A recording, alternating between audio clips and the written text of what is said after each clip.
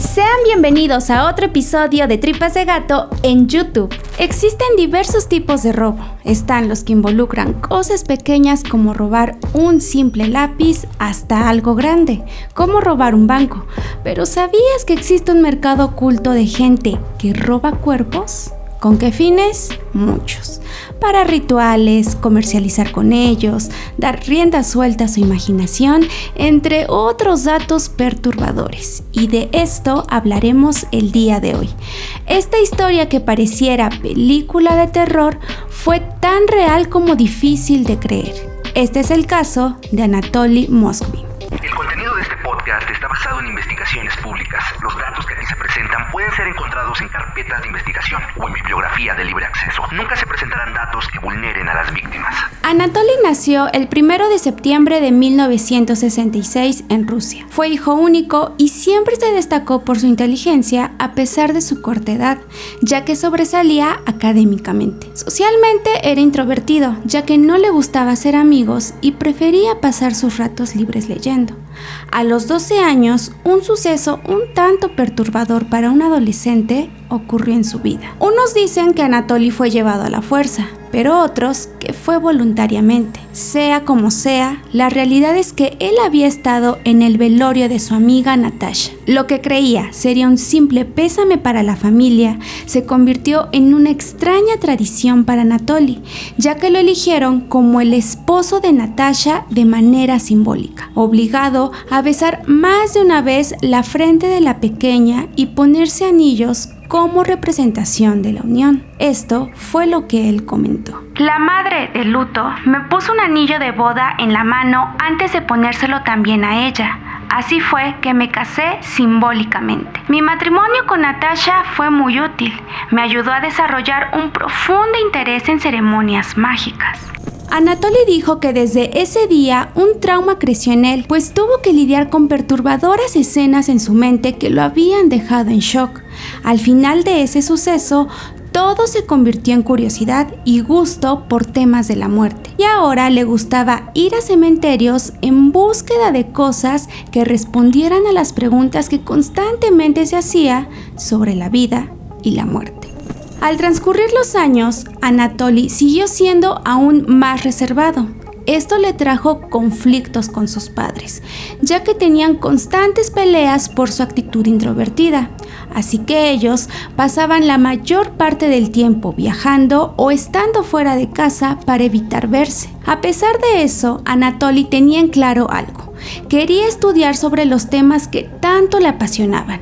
Así que logró entrar a la Universidad Estatal de Moscú, estudiando filosofía e historia, destacándose rápidamente por su inteligencia y pasión por los libros, la cultura celta e historia de los cementerios. Rápidamente se convirtió en maestro y escritor, lo cual lo motivó a redactar para periódicos locales sobre dichos temas, autonombrándose necropolista, un experto en cementerios y muerte. Su popularidad entre los catedráticos creció, pues lo describían como culto, excéntrico y muy inteligente, además de tener la habilidad de hablar 13 idiomas. Dentro de sus escritos destacaron unos que más adelante fueron motivo de investigación. Escribió para la sección Necrologies y los títulos de su autoría eran Grandes paseos por los cementerios y lo que dijeron los muertos. Para llevar a cabo este reportaje, dijo que desde 2005 hasta 2007 había visitado 752 cementerios. Durante este tiempo comentó que estos lugares eran como su casa, ya que ahí se la pasaba día y noche. Incluso llegó a dormir dentro de ataúdes vacíos y abandonados, que más allá de causarle escalofrío, se sentía a gusto haciéndolo. El titular de Necrologies declaró que lo que Anatoly llegó a escribir ya causaba incomodidad por lo detallado que explicaba sobre la muerte y sus experiencias al respecto. quedaba claro que era algo que la apasionaba. Extrañamente, años más tarde, varios cementerios de Nizhny, lugar donde nació, habían sido vandalizados, o al menos eso creían las autoridades, ya que las tumbas habían sido asaltadas y los cuerpos que tenían poco de haber sido enterrados habían sido robados. Incluso el ministerio ruso comentó lo siguiente: nuestra teoría principal es que esto lo hicieron algunas organizaciones extremistas. Pasaron los años. Los robos seguían, las denuncias de las familias incrementaban y las investigaciones no avanzaban. Pero se tenía un dato importante. Los cuerpos en cuestión pertenecían a niñas de entre 3 y 12 años. Ahora se pensaba lo peor. Alguien se estaba llevando a menores con quién sabe qué fines y el dolor de las familias era inexplicable.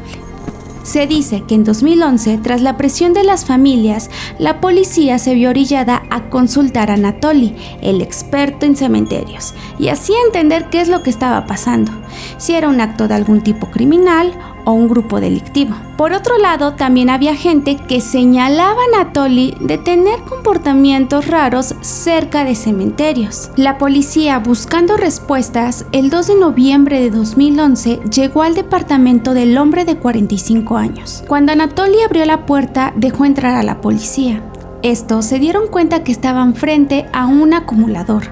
Había cientos y cientos de libros, como si de una biblioteca se tratara, montones de ropa de niño y juguetes, lo cual les causó extrañeza porque sabían que Anatoly no tenía hijos ni mucho menos hermanos pequeños. Pero lo que causaba más intriga entre todas las cosas tiradas eran las muñecas tamaño real que estaban regadas por todos lados del departamento. Eran 29, como si de una extraña colección se tratara, ya que todas tenían características peculiares. Estaban forradas en su totalidad de tela, la ropa era de colores brillantes y tenían cubiertos sus rostros con máscaras de cera que Anatoly había hecho y pintado con esmalte de uñas para simular ojos y boca maquillados. Entre la intriga de tan extrañas piezas y el singular olor que había en el departamento, un policía se acercó a una muñeca para verla a detalle, y fue así como descubrió lo peor. Las muñecas en realidad eran los cuerpos momificados de las menores que habían sido desenterradas. Anatoly había creado una colección de muñecas reales. El hallazgo había sido más que espeluznante, tal cual como una película de terror. Entre las otras cosas que hallaron estuvieron fotografías y videos de las tumbas que habían profanado, además de los mapas de los cementerios de la ciudad. Cuando inspeccionaron los cuerpos a detalle, se percataron que a unos les había colocado en su pecho una especie de caja musical, ya que tenía intenciones de que hablaran y fueran lo más realista posible, pues a Anatoly le gustaba tomar el té en compañía de ellas mientras sonaban. Aunque el total de cuerpos encontrados en su casa fue de 29, se estima que pudieron haber sido más por la cantidad de tumbas profanadas de las que tuvieron reporte. Pero a todo esto, ¿cuál era su finalidad si no era para rituales? Según la primera declaración de Anatoly, dijo que durante 10 años se había dedicado a momificar a las menores, tal cual como lo había plasmado en sus columnas, es decir, sus escritos sí eran reales. También dijo que esto lo hacía por mera lástima, pues creía que las menores eran abandonadas por sus padres al ser enterradas y necesitaban ser abrigadas. Él solamente quería darles una buena vida, en lo que la ciencia descubría cómo revivir a los muertos. Por último, añadió que planeaba formar la familia que nunca tuvo y que incluso había intentado adoptar a un niño, cosa que no logró por los pocos ingresos económicos que tenía. Su modus operandi consistía en desenterrar los cuerpos de madrugada que recientemente habían sido enterrados. Anatoly dijo que hacía un ritual antes para pedir el permiso de las menores de ser desenterradas, porque si éstas le decían que no, entonces ahí las dejaba. Una vez en casa, las momificaba y embalsamaba con sal y bicarbonato, hasta que se secaban y rellenaba con tela. Dejó en claro que lo que hacía nunca tuvo fines sexuales, ya que estaba encariñado con sus chicas, a las que veía y trataba como hijas. Tras esta declaración y después de realizarle estudios psicológicos, fue diagnosticado con esquizofrenia. Los padres de Anatoly se mostraron sorprendidos a pesar de que vivían con él, ya que tenían conocimiento de su gusto por las muñecas, pensando que solo se trataba de una simple colección. Elvira, su madre, dijo: Vimos estas muñecas, pero no sospechamos que hubiera cadáveres dentro. Pensamos que era su afición hacer muñecas tan grandes y no vimos nada malo en ello. Anatoly sabía cómo pasar desapercibido, y es que ni sus padres ni vecinos vieron algo raro en la casa. ¿Pero acaso el proceso de momificar, que no tarda de un día a otro, tampoco notaron algo extraño? Anatoly, durante su juicio en 2013, confesó haber asaltado 44 tumbas y exhumado a 150 cadáveres, conservando solamente 29 momificados en su casa. A pesar de su confesión y con los resultados psicológicos, se le consideró inimputable, siendo puesto en un centro psiquiátrico para llevar tratamiento. Obviamente, ante el fallo del juez, las familias de las víctimas mostraron su enojo. Nuestras leyes son demasiado blandas. El castigo debe ir de alguna manera en consecuencia con lo que ha hecho la persona, y este hombre descansará en una clínica. Además, con cada declaración que Anatoly daba, solo evidenciaba la falta de remordimiento y que no medía el daño que le había causado a las familias, pues dijo: No vuelvan a enterrar a las niñas profundamente, porque las desenterraré de nuevo cuando esté libre. A pesar de lo dicho, los especialistas argumentaron que esa actitud era algo de esperar de una persona que no distinguía entre el bien o el mal, pensando que lo que había hecho era normal, pues creía que les estaba haciendo un favor.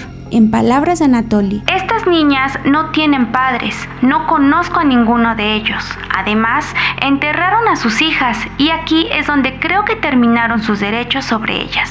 Así que no me disculparía. Para 2016-2017, Anatoly presentó un cambio en su comportamiento, pues con el tratamiento permaneció estable y el psiquiatra dio la opción de que podía estar en casa bajo tratamiento, siguiendo las indicaciones adecuadas. Ya no era necesario que estuviera internado, así que desde 2018 Anatoly siguió su proceso desde casa. El caso de Anatoly causó conmoción entre la gente. Varias personas alegaron que el dolor de las familias sobre un delito tan perturbador no tuvo la justicia que se pedía. Para los especialistas, Anatoly no fue considerado un peligro, pues en su mundo siempre creyó que lo que hacía era normal, cosa que no quitaba su perturbador comportamiento con los cadáveres.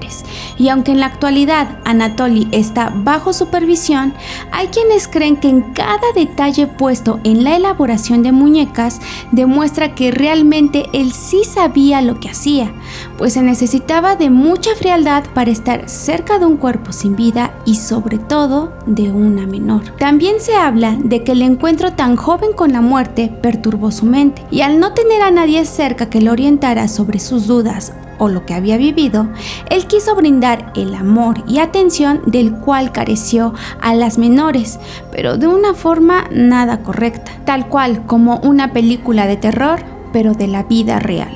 Este fue el caso de Anatoly Moskvin, el coleccionista de muñecas. Y así llegamos al final de otro episodio. ¿Qué les pareció? Dejen sus comentarios para que podamos saber qué opinan de este caso. No olviden suscribirse, darle like y activar la campanita para que les lleguen las notificaciones de todo nuestro contenido aquí en YouTube. También chéquense los archivos oscuros por si quieren saber de otros temas. Chequen todas las redes de Tripas de Gato y sin más que decir, yo soy Beth y recuerden que lo esencial es invisible a los ojos.